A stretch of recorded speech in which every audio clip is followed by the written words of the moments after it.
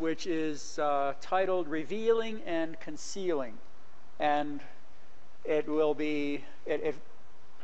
focuses pretty much on Aboriginal art in Australia.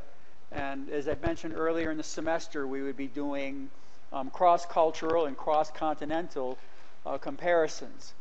And in today's material, we're doing, we'll say, cross-race and cross-class comparisons as we look at the university or college museum as a place in which curation occurs, and how, particularly in the 80s and 90s, artists had started to, in some ways, take over museum space and act as curators as well as artists, and also started to think of ways to challenge the commonly held paradigms in curation.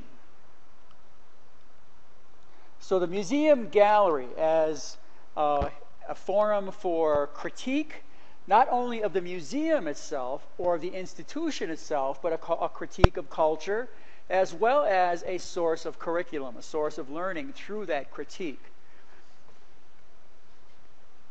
And one of the things that galleries do provide is they do provide the proponents of this new museum theory that we've been talking about, that has more of a voice coming from the people who are being represented rather than the experts speaking for the people being represented. So it gives students really an important set of experiences to be able to think critically, and not only think critically about content, but think in ways that are interdisciplinary. All right, so it's not just natural history. It's not just art history. It's not just science. All right, try to find ways to help things relate and think in a much more broad scale. And something that I remember in an early conversation with Jessie Riker, that a lot of her, that she looks at the museum studies program here as being a learning program. It's hands-on as much as it is theoretical. So you get a blend of the theoretical stuff as well as you get a blend of the hands-on kind of stuff, which means and which it's a little bit different from when I was in the museum studies class here, because I learned a lot about framing, matting, making pedestals, hanging and the like. Very little about why, very little about thinking, the thought process involved. Right, which, and because there are two different dynamics in this, the planner and then the executor, all right, the person who carries it out. And this is where this program has been headed towards. So you get not only learning how to frame, how to mat, all right, how to make or arrange pedestals, all right, how to level paintings and the like on the wall. You're also getting the why as well as ideas in how to think and why it's important to think, so that you don't go to a museum with just what they would call entry-level skills. You walk in with critical skills to be able to understand what's going on and be a valuable resource to the museum very early on because of your ability to think. Anybody can hammer a nail into the wall. Anybody can put wall mounts. Anybody can put mounting wire. Anybody can mat a frame. Those are mechanical skills. They are important skills to have. But in new theory and in making our voices heard, it's important that we think and we talk, right? That our ideas become expressed. And then when we're working with various curators, it is our ability to think critically that's going to make that person work harder. And not with the intent to make them work harder.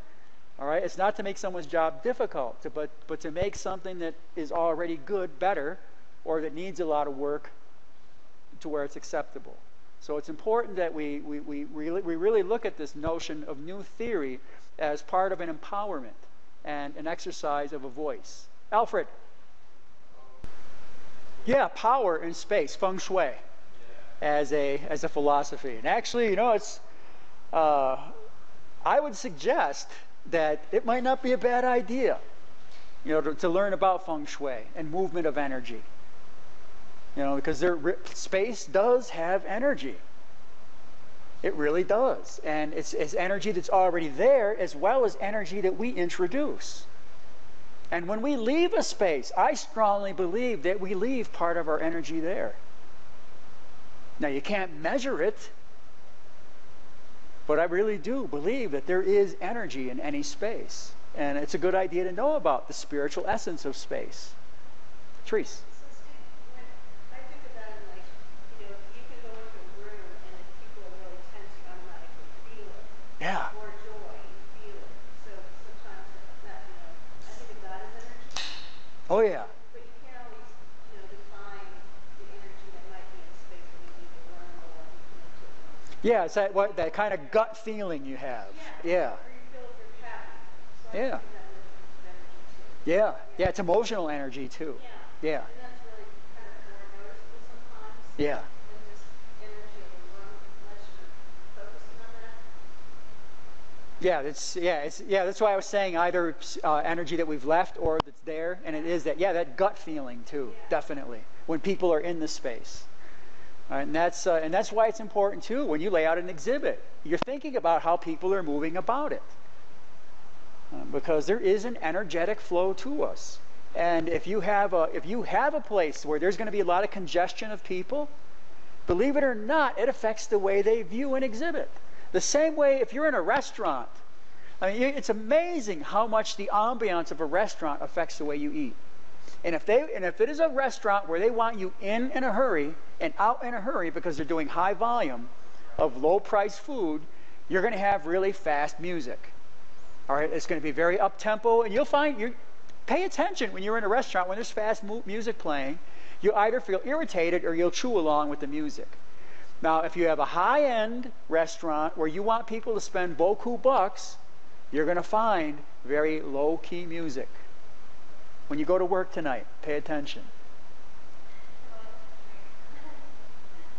Music affects space. It's an energy. That's just one way, the way that people move about in a space. If there are places where they're going to get congested from poor layout of objects, it's going to affect the way they perceive that exhibit. And it may be enough to make them turn away and leave. So these are all things that you often aren't taught in a museum studies class, because they venture into what we would call metaphysical. Things beyond the physical realm that we can't explain or measure. Just because we can't explain or measure it doesn't mean it's not there. So act as if. It's okay. Either way, you've improved the experience for people who come into that space by acting consciously.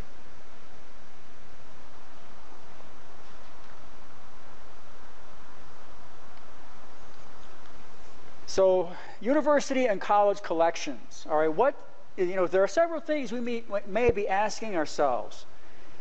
What does our intervention as a curator tell us about the value of art, value systems of museums? All right, this is one of these things that when you are applying as a curator, the same way if you're an artist, it's important to know some of the jargon because it gets tossed around a lot. And even the way you describe your own work affects people's perception of the work. That's why, you'll hear, it's amazing. Have you ever heard of work that was done with found objects? A collage done of found objects.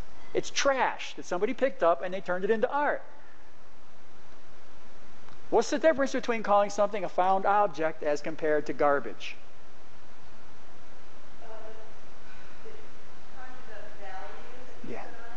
Value. The way we value something monetarily and our values. It's a contextual meaning. So being aware of language, and that includes, if you're applying for a job as a curator and you talk about the curatorial interventions you've done, people are going to look at you like, whoa. It's like you've got a Luke Skywalker lightsaber. Boom. Because what you're doing is you are intervening in a space. You are introducing another presence. Your personality, your knowledge, the objects, and the story you are telling. That is what we would call in the business the important jargon and intervention. It may be an artistic intervention, as we'll talk about with a couple of curators more toward the end of today's material. And then how does classification impose meaning on the space in which we've intervened? How does the way that we classify objects, how does the way that we label an object affect the meaning that people derive from it? Case in point again, just the way we found objects versus trash.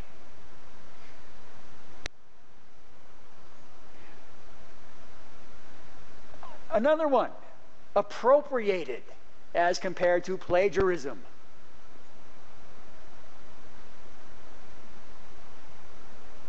Jeff Koons, a famous artist, known for appropriation. All he did was he took someone else's image, made it his own. Got the same image and he put a different background in there. He stole the image. It's not his Marlboro Man, for example. But we call it appropriation, not violation of trademark. Although, sometimes a company, if they want, can come after you. But just that label, appropriation, as compared to plagiarism or theft.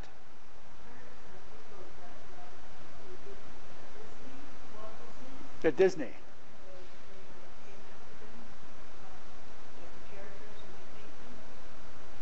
Oh, came after some people who were using Disney characters. Yeah. Yeah, because the images that we use that are part of our trademark, they call intellectual property. That's another term you wouldn't have heard 25 years ago, intellectual property.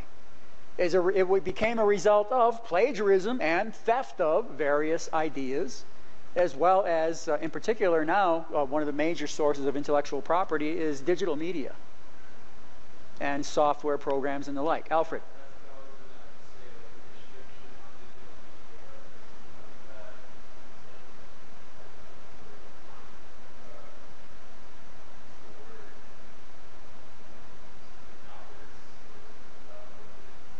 Piracy.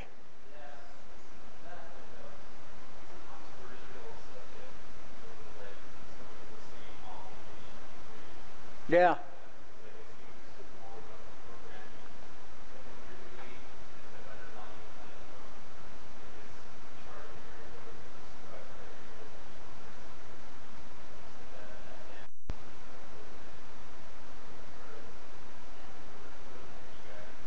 Yeah, that relates to what they call digital rights management, for example.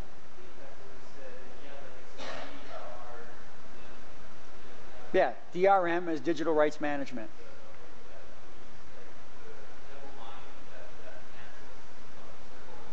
Mm-hmm.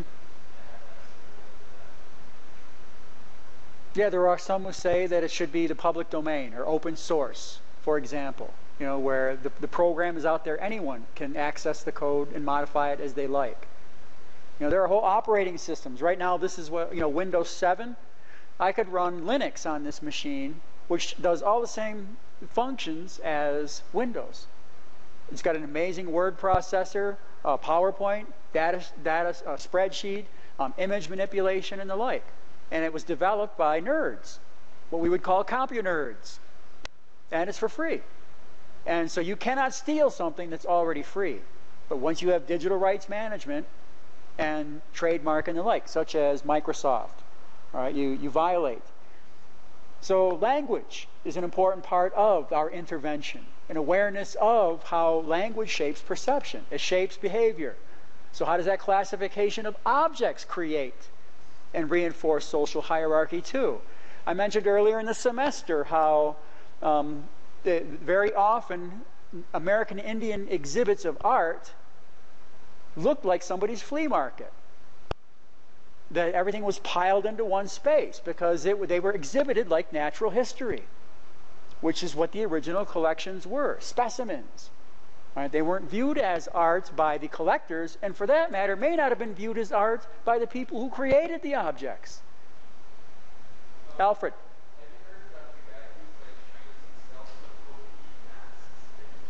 Oh, yeah.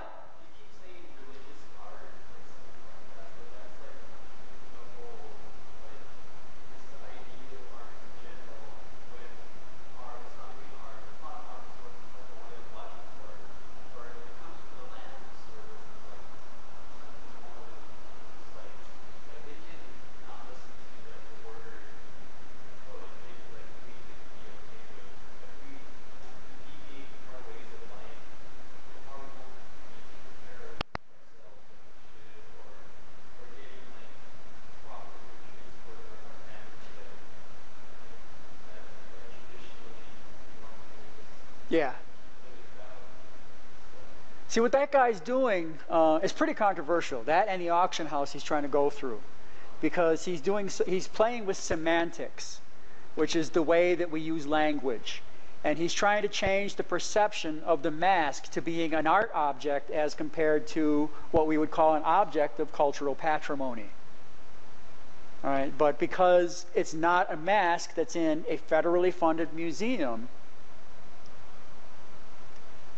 it's fair game for anyone that wants to buy it right now. So they're trying to mount a public relations campaign to get people to say, you know, don't sell the masks. Now, we went through the same thing back in my own state, where they were putting our Hadui masks, and we were going and protesting.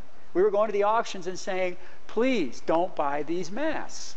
So while the auctioneer was up there, you know, running off the numbers, we were up there saying, please, we were yelling as loud as the auctioneer, please don't buy these masks. And what actually happened is there were people who bought the masks and they gave them back and said, take them home. I mean, it was mind-blowing. But they were calling it art. And it was a semantic thing. It's been done many times, calling it art or craft. Yeah, but that groups it with things like the icons, you know, which people, I mean, and by doing that, it enhances the value. By calling it religious art, because it's now, that's still semantic. That's what I was trying to tell one of my friends who was showing me this. Well, they're trying to because create use of the well, do a deep museum like value can come from more than this. It's created for that purpose, and it's like something that we live by more than just like try to worship. Yeah.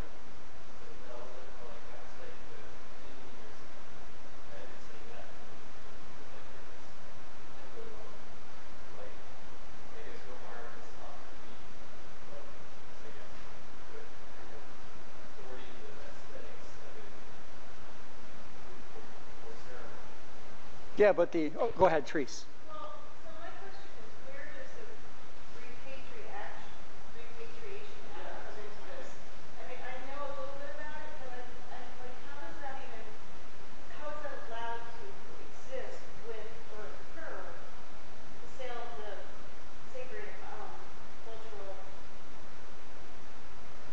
items with the existence of repatriation? Because in order for something to be repatriated, it has to have come out of an institution that has received federal funding. So if it's a private collection, a college museum that received no federal monies, a city museum or a town museum that has received no federal monies, they are not bound to NAGPRA. There may be other legislations, such as the Archaeological Resources Protection Act and things like that, they may be bound to. But if you didn't get any federal money, you can just thumb your nose to NAGPRA. Archaeological Resources Protection Act. So that becomes a moral issue. Yeah, it becomes, moral and semantic. You know, the way we make meaning. And so and that's why as a curator, I mean, you really got to be aware of labels, semantics. Then I also ponder this often. Do you think, like, if you contacted the people who are, selling this as it's even hard for me to talk about, if they're exploiting it, if you think that you contacted them and educated them and get their friends, I mean, sometimes I just think people are, sure they're greedy and they're opportunists, but maybe they're just ignorant. I hope they are. I would like to think so. Yeah. Having been in the historic Native American art business for several years, it's a stretch. There are people who are sensitive, and actually there are people who have a sense of responsibility. But I remember hearing so many times various, like when they have the ethnographic show just before Indian Market, and you'll walk by, one of the booths or one of the tables, and you'll hear the guy saying, "Oh, I'm doing this to honor Native Americans." When I hear that, I will stop and I will say, "How much of your sales goes to what tribe? What are you doing specifically?" Otherwise, you're honoring your pockets. And then I'll walk on. You know, it got so that people flinch, you know, when you walk by, because you know you're going to call it for what it is. But there are individuals who actually have done a lot in town as part of that. You know, they've made money selling Indian stuff, but they've also given a lot back. Sure. And So, sometimes I think too, like, because mainstream Christianity, religion has become so corrupt, sort of hypocritical, you know, all the darkness of it, people are looking for something more authentic. And yeah. so sometimes I think that they are drawn towards the indigenous cultures for that purpose.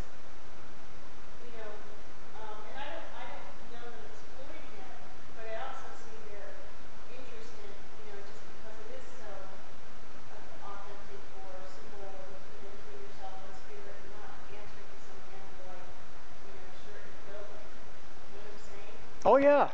When we talk about this in the contemporary Native American art class, as this, I'm going to take a little sidebar here. All right, all right. You normally, I'm going to give you stuff you don't normally get till 300 level.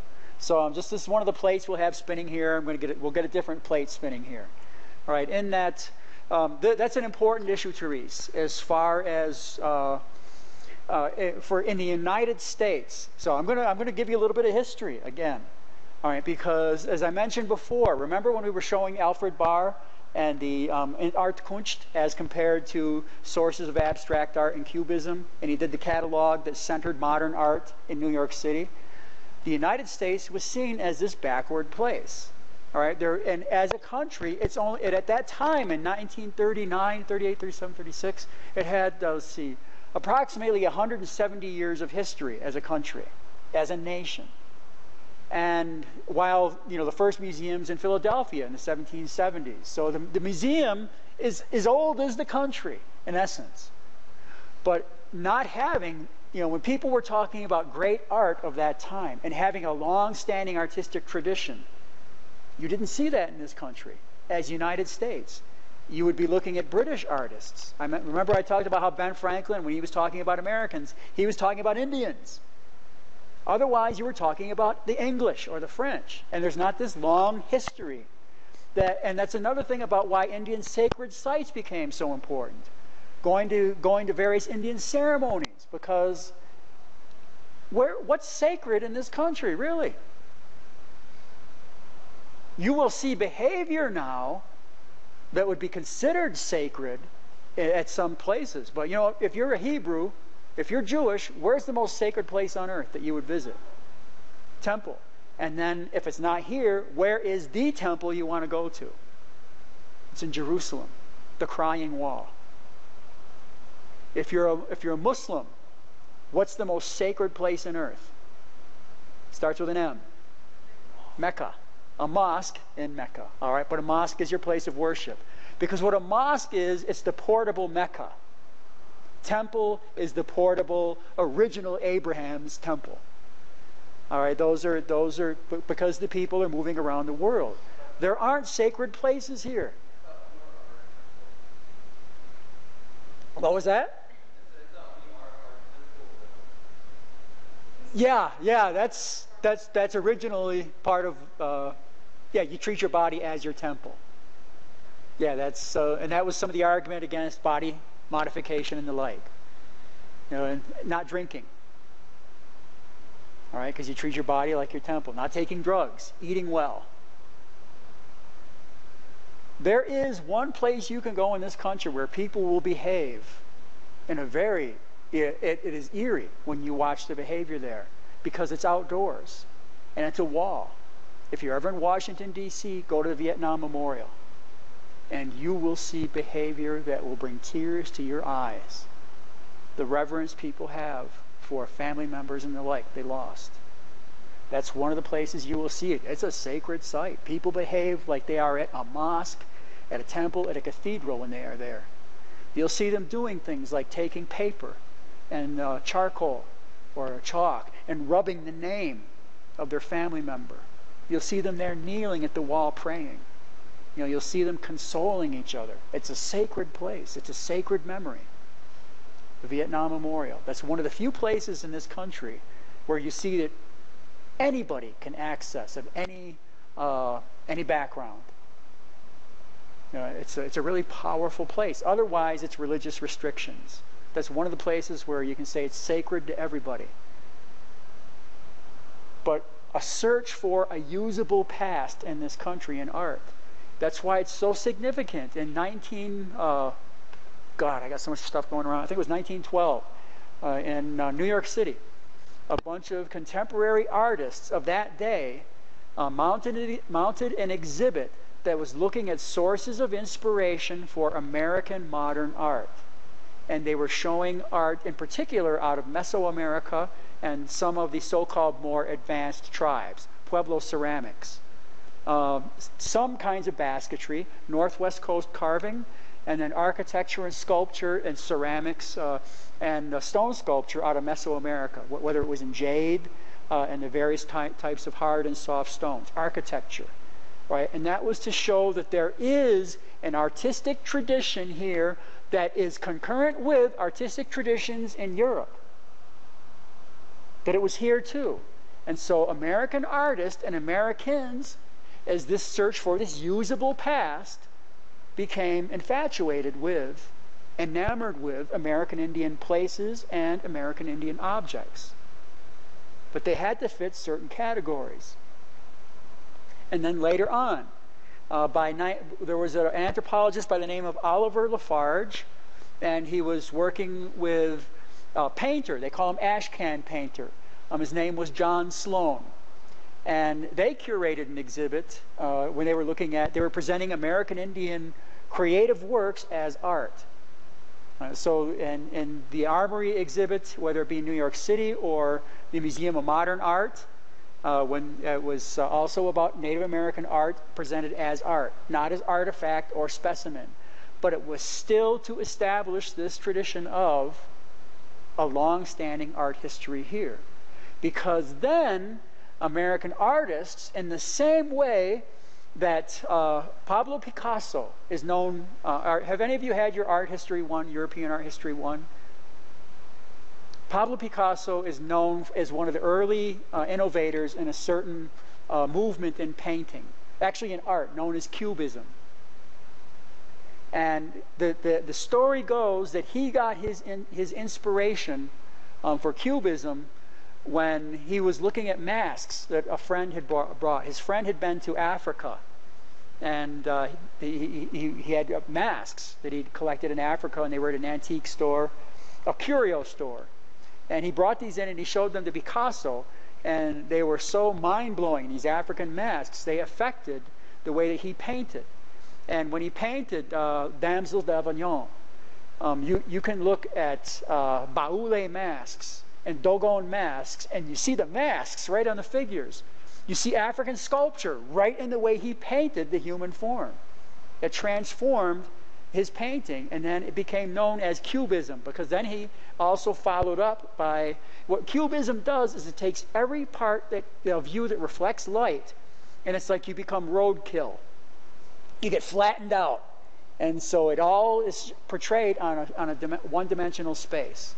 So, but in Cubism, even your cheeks would be showing the front. All right, the back of your legs would be presented in some way. All right, and it's like breaking down all your pieces, parts, and it's like a fragmented mirror almost, putting all out there. When you look at Cubist paintings, you often can discern forms if you learn to do a little bit of jigsaw puzzling. Right? So Picasso drew on so-called primitive art. At the same time, remember I mentioned Franz Boas when we were talking about anthropology, and Boas talking about having to see art from the viewpoint of the creators. And that primitive itself just means early. It doesn't mean less than. And Boas being a very strong proponent of cultural relativism. He is doing his stuff at the same time. And people are reading in the anthropology world and in the social sciences, they're reading about a lot of primitive art. It's drawing a lot of artists. There's another guy. His name is Gauguin. Paul Gauguin. He's a lawyer in Paris. By the way, he's half Indian. He's half Mapuche. His mother was Mapuche from, I want to say Peru or Bolivia. I can't remember the country now. He's got a family, ditches his wife, ditches his kids, throws his clothes away, and goes to Tahiti. And he comes back and he paints. When you look at Gauguin's work, he's been looking at primitive art. And it affects the way that he paints landscape, the human form, and the like. People are looking, and so Europeans are looking to these exotic places, not only places they've been as colonizers, but places that they know their history is rooted. Because by this time, you also have the people in Paris know that their art and historic traditions have come from the Mediterranean through Rome, the Mediterranean through Greece, and then the Mediterranean through Egypt. Egypt is part of what continent? Africa.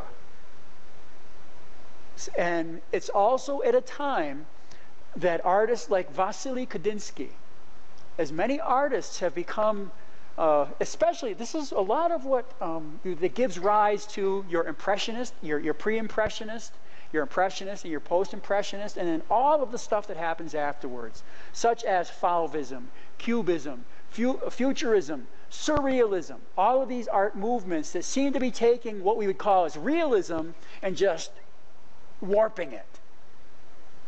Because artists are tired of being commodities.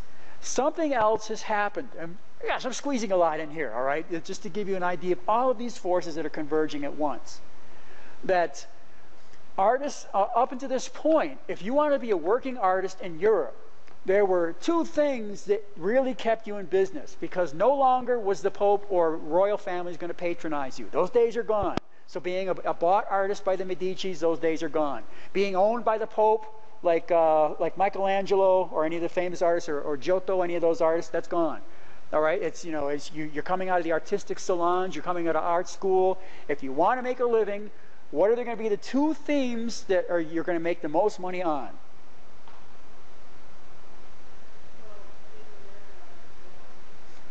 Okay, we'll come to that. All right, because that's going to be, when I'm talking about themes, I mean subject matter. Okay? Landscape and portraits. What's invented in 1846 that's going to put painters and landscape and portrait painters out of business? The daguerreotype. The photograph. Because with that glass plate and metal oxides and the exposure of light, I can get Judith, Chaudy together, one shot, in less than an hour. If I was to paint you both together, you would be sitting there for a very long time. Matter of fact, it's the camera that creates. You notice how when a lot of people, when you hold up a camera, they immediately smile? Or it's like this, this reflex reaction. Have you ever sat to have your portrait painted? I did once. I will never do it again.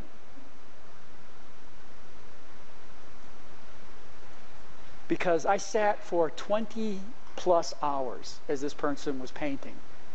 And can you imagine sitting for 20 plus hours like this?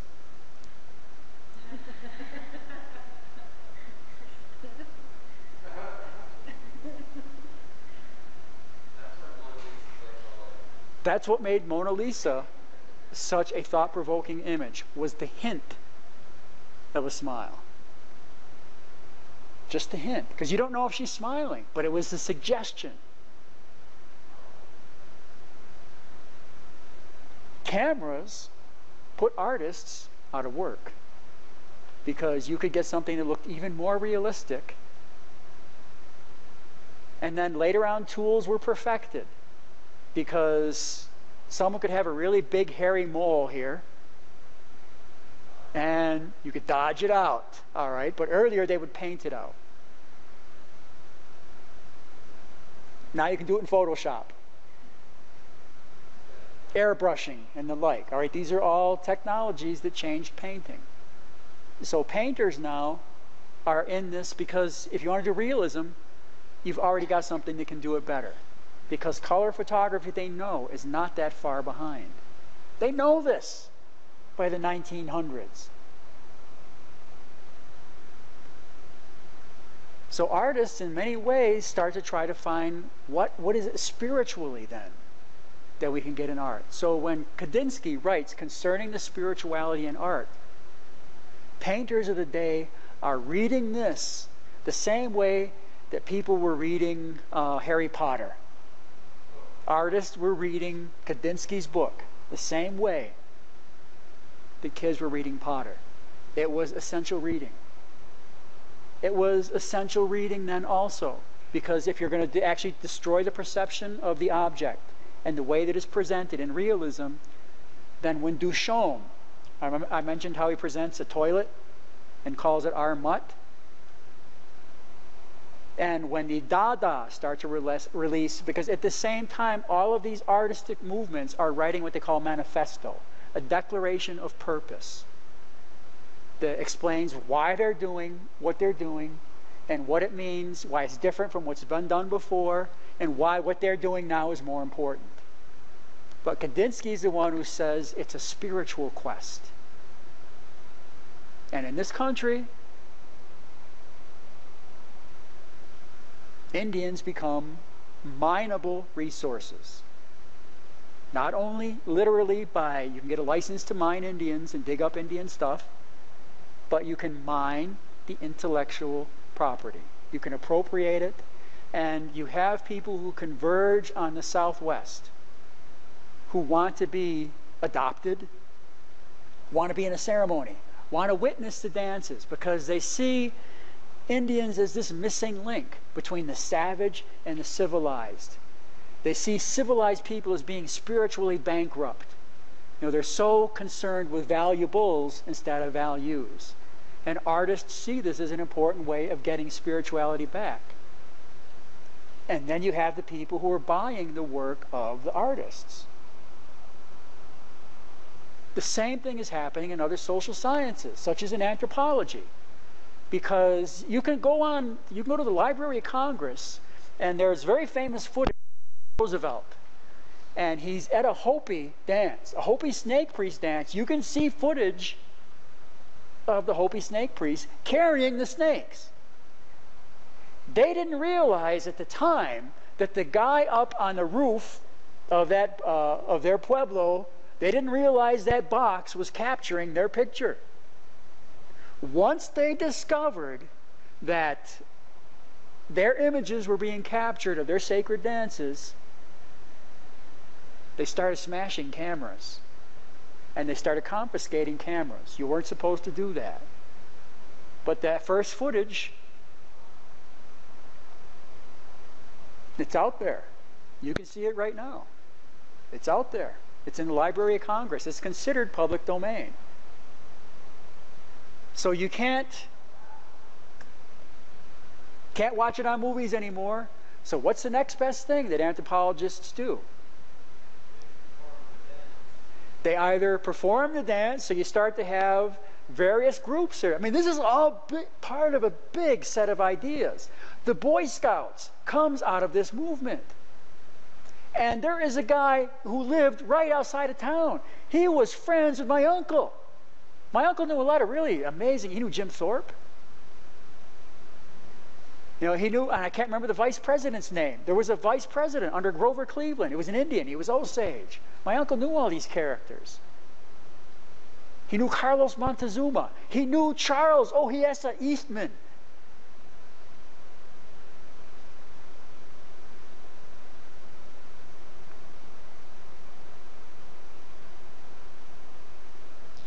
The guy who started the Boy Scouts was part of that movement. His name was Ernest Thompson Seton.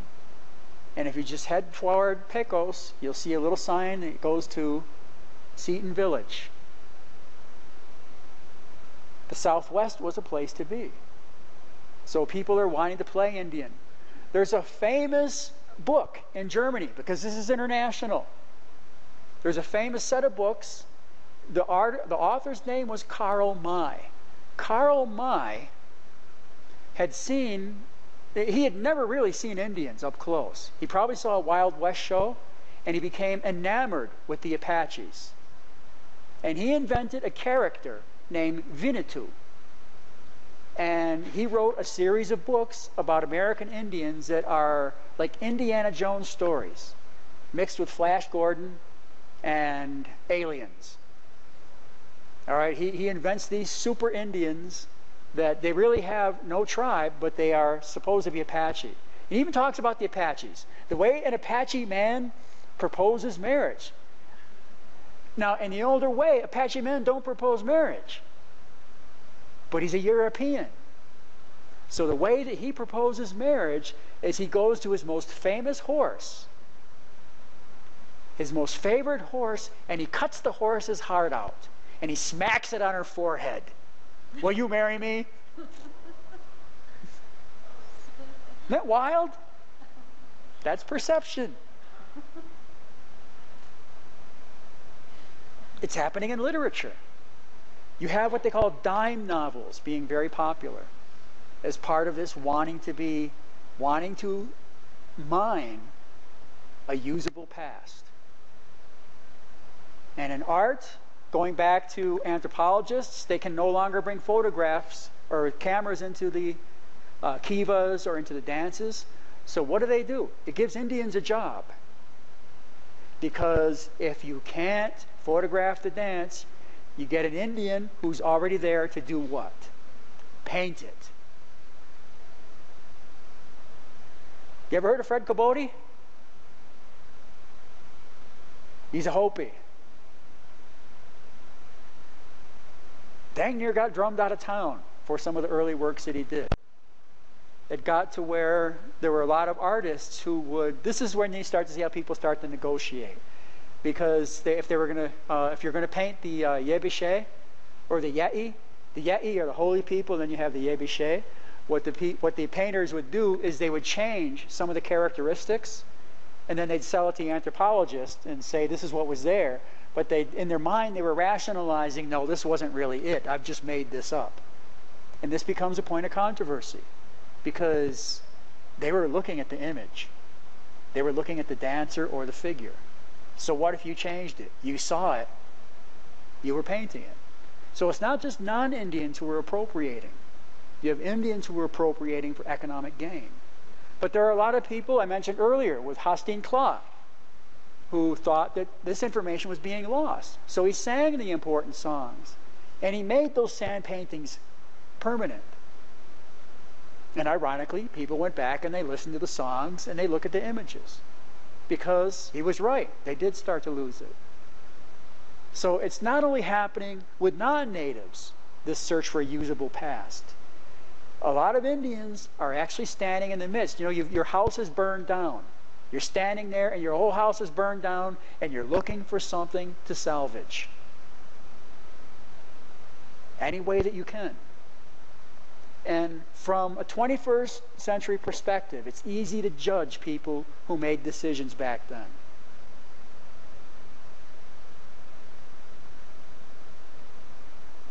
From 2020 hindsight, without being in the circumstances that they are. And it's... You know, at that time, maybe the sacredness wasn't being exploited. But now that maybe there was a need to survive, or other Yeah. moral matters. But, you know, from that time until now, we've kind of been educated that they're exploiting us. I'm coming to that part, yeah. Right, because you also have where, you know, if you really want to look at it now, powwow is exploitation.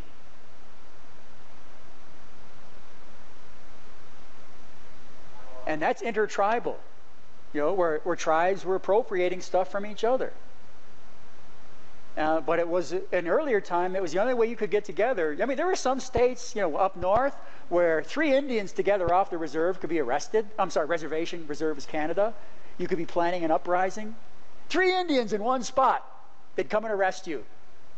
thinking you were going to be planning some type of Indian attack if you're off the reservation.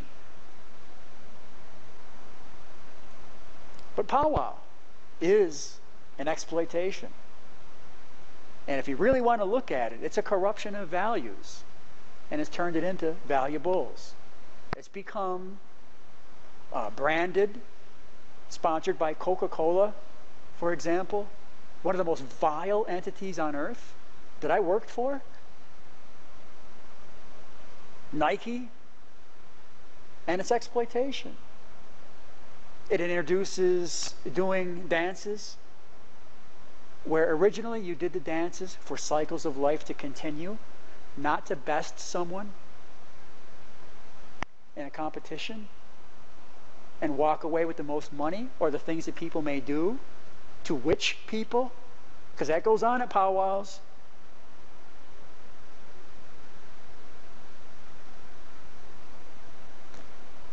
I laughed when they had the first Mohawk powwow. And they, you want to make money off of white people, don't you? It's exploitation. And people will say, well, isn't turnabout fair play? No. It's not. You corrupt your values. And when we move into art objects then, because the fascination for the exotic, coming out of the people who started to have the disposable income, such as the Hay Foundation and George Hay, such as the Hearst collection. William Randolph Hearst collected amazing Navajo textiles. Andy Williams. You ever heard of Andy Williams? He's the one who sang, Moon River, wider than a mile, I'm crossing you in style one day. Andy Williams. You know Moon River, don't you? No, I didn't. You never heard that song before? Really? Probably heard it, but I didn't, yeah. You see it, okay. So entertainers, everybody, all right, they're fascinated with American Indians. They're collecting textiles, objects. A large number of wealthy people who collect art, and at some point, you run out of art. Especially if they want old art.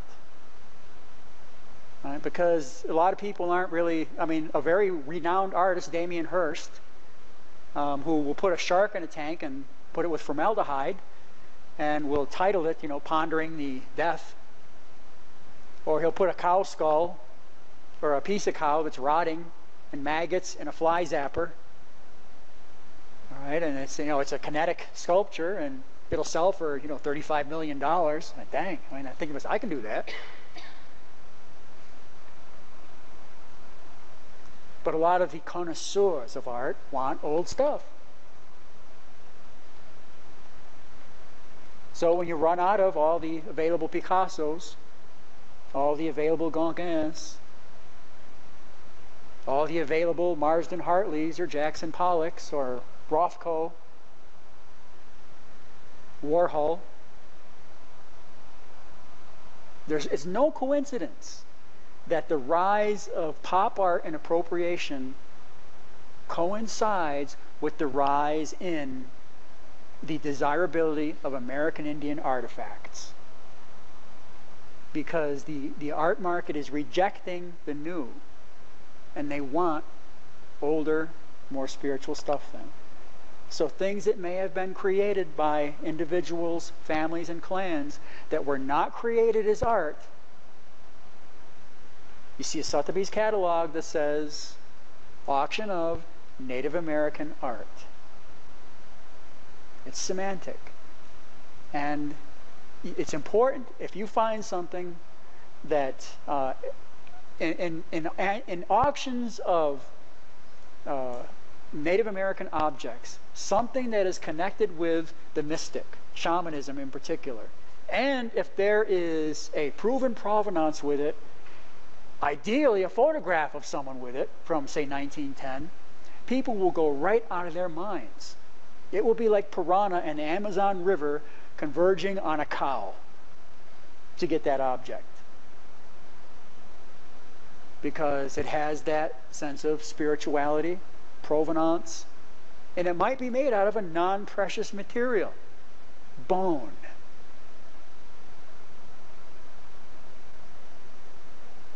But it was used by a famous shaman in a sucking ceremony. And the people who got rid of it, because it might have been collected by someone who went to, in the same way in some of the tribes, when you do a healing, you're contaminated. And you take everything that you are wearing and you get rid of it. Anything you used in that ceremony, it's like it's radioactive. You get rid of it. Some places they bury it, some places they burn it, but you want to get rid of it. And there were a lot of anthropologists who went out in the field where they knew shamans, say in the Northwest Coast, got rid of their stuff and went, dug it up or pulled it out and brought it back, and there it was. So they went and dug up hazardous waste because they did not perceive the same sense of sacred or spirit behind it. But they did see for recording culture and usage as an important material artifact to prove the existence of shamanism in this tribe. It was an important object for that museum to have. Or it may have been an important object for that collector to have, and then that collector's family, 80 years after that person's dead and everyone's looking at all this stuff and thinking, what does he collect old bones for? What's he want with that dirty old leather shirt, and anything. And so they put it up for auction. And it's a whole different generational set of values too. And a lot of it goes back to values versus valuables, the way we categorize. And so coming back to the mask and this issue of people wanting sacred things, that they may have been created and used in a sacred context, but may not have been created as art. But just that label, religious art or healing art. And to the outsider, it changes the perception. It makes it something very desirable. And a lot of the collectors, Hay Foundation, when it was in New York, wouldn't have had to pay attention to NAGPRA. American Museum of Natural History had to. And they had a mammoth collection to inventory. So as a curator, so I'll bring it back to here because I guess scratch reading chapter 6 for for Monday, because I can see that we're not going to get to even the end of chapter 11. That the labels and the language we use affect perception. And we want to make sure in new museum theory that the perception we are affecting is our values, not our valuables. So that we keep things in a cultural maintenance sense, rather than a paycheck. Now, ideally, we get paid for the work we do.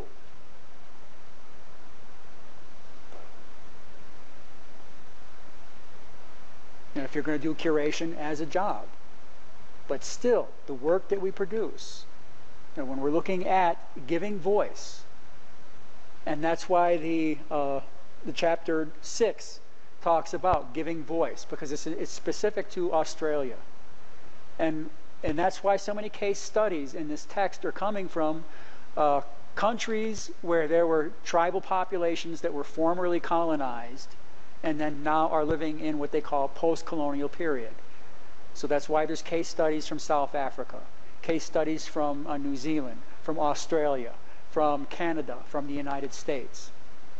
Because it's that re-empowerment on the voice of, and in a very real way, this collaboration between native and non-native curators as a way to try to democratize knowledge and information, that we really do work to present and build a better place for our kids.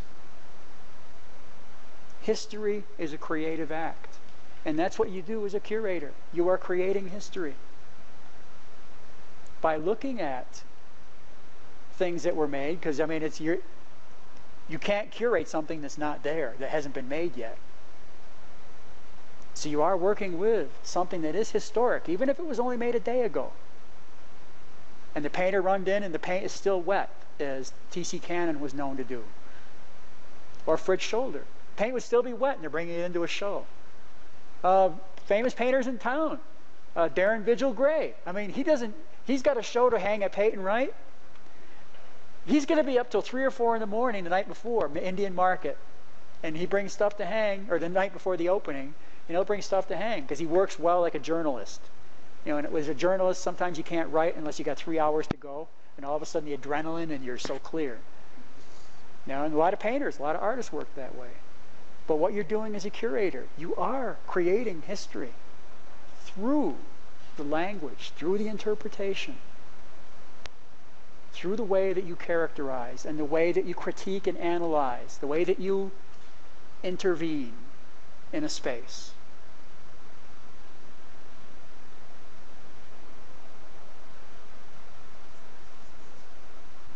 That's what makes, and I'll close on this, that's what makes, and it's not just because I work here, that's what makes this school so unique. That students in other museum programs might learn all of the theoretical, all of the mental stuff, and often from the outside looking in, don't know how to do any of the work in the gallery, have never touched a mat, have never touched a frame, have never touched a hanging wire, a picture wire. Some of them may never even held a hammer before. This is one institution, well, you'll get both. But you'll also get it with a decided view of being on the inside looking out, so that people can understand and empathize, so that we make better decisions with more complete information.